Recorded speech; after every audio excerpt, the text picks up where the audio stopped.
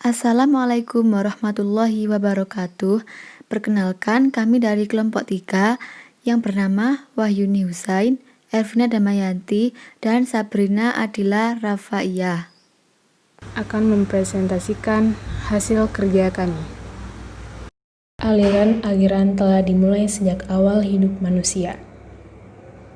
Aliran-aliran pendidikan muncul sejak manusia hidup dalam suatu kelompok yang diharapkan dengan problem regenerasi bagi keturunannya.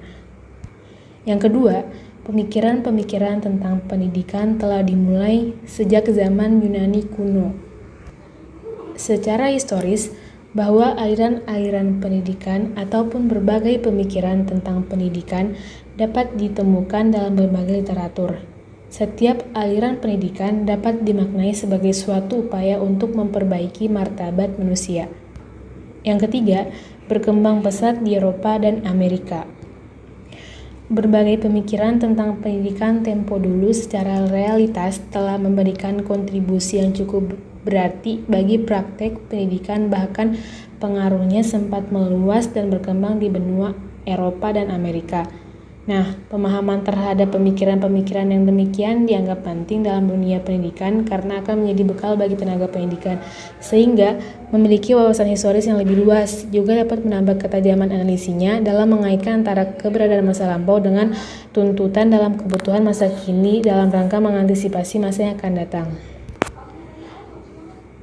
Yang keempat, penyebaran itu menyebabkan pemikiran-pemikiran dari kedua kawasan ini pada umumnya menjadi acuan dalam penerapan kebijakan di bidang pendidikan di berbagai negara. Pada setiap aliran pendidikan memiliki pandangan yang berbeda dalam memandang perkembangan manusia. Hal ini berdasarkan atas faktor-faktor dominan yang dijadikan sebagai dasar pijakan bagi perkembangan manusia. Untuk memberikan gambaran lebih utuh, di sini saya akan menjelaskan aliran dalam pendidikan, yaitu aliran-aliran klasik. Aliran-aliran klasik terbagi menjadi 4. Yang pertama, empirisme. Yang kedua, nativisme. Yang ketiga, naturalisme. Dan yang keempat adalah konvergensi. Di sini saya akan menjelaskan tentang yang pertama, yaitu aliran empiris. Aliran empirisme ini dimotori oleh seorang filosof berkebangsaan Inggris yang rasionalis bernama John Locke. Seperti yang telah tertulis di PowerPoint tersebut, aliran empirisme mementingkan stimulasi eksternal dalam perkembangan manusia, menyatakan bahwa perkembangan anak tergantung kepada lingkungan, sedangkan pembawaan tidak dipentingkan.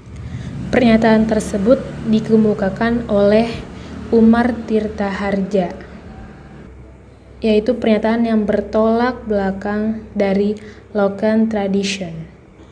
Maksud dari pernyataan tersebut adalah, menurut dasar pemikirannya, bahwa pendidikan sangat mempengaruhi perkembangan anak. Walaupun bakat pada anak tidak ada, akan tetapi bila ia didik sebagaimana keinginan sang pendidik, pasti akan berhasil. Dalam pandangannya, ia juga menyebutkan bahwa pengetahuan itu akan datang dengan sendirinya melalui pengalaman yang ada pada lingkungan. Aliran ini sangat yakin sekali bahwa hanya pengalamanlah yang akan menentukan pribadi seseorang, sehingga masyarakat menyebutnya sebagai aliran yang optimis. Menurut pandangan empirisme, pendidikan memegang peranan yang sangat penting, sebab pendidikan dapat menyediakan lingkungan pendidikan kepada anak dan akan diterima oleh anak sebagai pengalaman. Nah, dari pengalaman yang anak-anak dapatkan akan membentuk tingkah laku, sikap, serta watak anak sesuai dengan tujuan pendidikan yang diharapkan.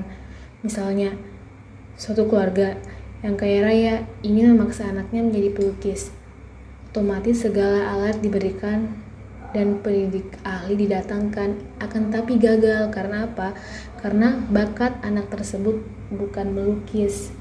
Akibatnya dalam diri anak terjadi konflik. Pendidikan mengalami kesukaran dan hasilnya tidak optimal. Lanjut, pengalaman-pengalaman itu yang sesuai dengan tujuan pendidikan. Yang ketiga, aliran-aliran empirisme dipandang berat sebelah sebab hanya mementingkan peranan pengalaman yang diperoleh dari lingkungan, sedangkan kemampuan dasar yang diberi anak sejak lahir dianggap tidak menentukan, seperti contoh yang sebelumnya saya jelaskan. Ada sangkut pautnya dengan poin ketiga ini. Yang kedua, aliran Navitisme. Aliran Navitisme menekankan kemampuan dalam diri anak, sehingga faktor lingkungan termasuk faktor pendidikan kurang berpengaruh terhadap perkembangan anak. Lingkungan kurang berpengaruh terhadap pendidikan dan perkembangan anak. Pendidikan hanya bertujuan untuk memelihara dan mengembangkan potensi yang dibawa sejak lahir. Hasil perkembangan anak tersebut ditentukan oleh pembawaan yang sudah diperoleh sejak kelahiran. Oleh karena itu, hasil akhir pendidikan ditentukan oleh pembawaan yang sudah dibawa sejak lahir. Bagi Navitisme, lingkungan sekitar tidak ada artinya sebab lingkungan tidak berdaya dalam mempengaruhi perkembangan anak. Penganut pandangan ini menyatakan bahwa kalau anak mempunyai pembawaan jahat, maka dia akan menjadi jahat. Sebaliknya, karena anak itu pembawaannya baik, maka dia akan menjadi baik. Pembawaan baik dan buruk ini tidak diubah oleh kekuatan dari luar. Meskipun dalam sehari-hari sering ditemukan anak mirip orang tuanya atau secara fisik, dan anak juga mewarisi bakat dan sifat dari orang tuanya, tetapi pembawaan itu bukanlah merupakan satu faktor yang menentukan perkembangan. Masih banyak faktor yang mempengaruhi pembentukan dan perkembangan anak dalam menuju kedewasaan. Yang ketiga, aliran naturalis. Rousseau berpendapat bahwa semua anak yang baru dilahirkan itu baik. Maksud dari pendapat Rousseau tadi adalah tidak ada satu anak pun yang buruk sikap dan budi pekertinya saat baru dilahirkan. Namun pembawaan seorang anak yang baik sejak dilahirkan tersebut akan menjadi buruk atau rusak oleh tangan manusia. Akan menjadi rusak karena dipengaruhi oleh lingkungan. Rousseau juga berpendapat bahwa pendidikan yang diberikan orang dewasa malahan dapat merusak pembawaan yang baik anak itu. Aliran ini berpendapat bahwa pendidikan wajib membiarkan pertumbuhan anak pada lingkungan.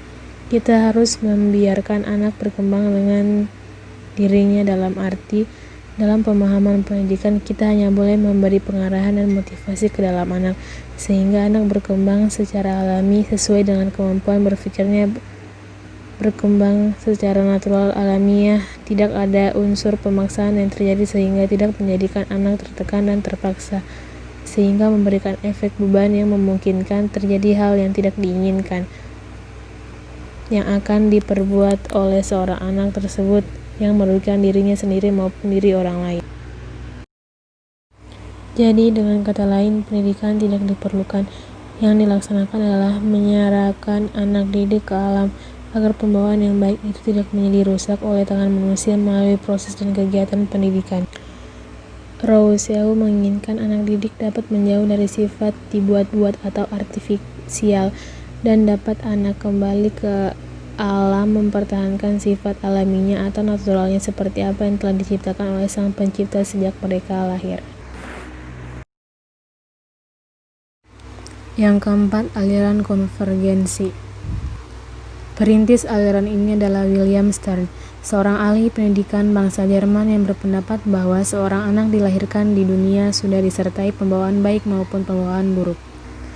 Konvergensi berasal dari kata konvergatif yang berarti penyatuan hasil atau kerjasama untuk mencapai suatu hasil.